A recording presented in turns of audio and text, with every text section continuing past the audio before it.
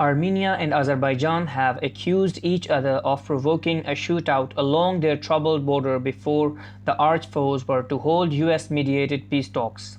The incident came on Monday, hours before a meeting in Washington of Armenian Foreign Minister and Azerbaijani counterpart for another round of peace talks hosted by US Secretary of State Antony Blinken.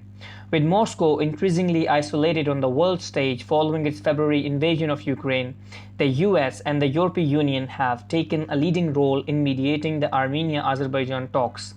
The escalation at the border came a week after Russian President Vladimir Putin hosted Armenian Prime Minister Nikol Pashinyan and Azerbaijani President Ilham Aliyev for talks, as Moscow seeks to maintain its role as power broker between the ex-Soviet republics. In the early hours of Monday, Azerbaijani forces opened fire on Armenian positions in the eastern sector of the Armenian-Azerbaijan border, the Defense Ministry in Yerevan said in a statement. The statement said there were no casualties and the situation on the front line was relatively stable on Monday morning. Azerbaijan's Defense Ministry, for its part, accused Armenian forces of shooting at the positions of Azerbaijani troops stationed at several locations on the frontier. Kremlin spokesman Dmitry Peskov on Monday called on both parties to refrain from the actions and steps that could lead to an escalation of tensions.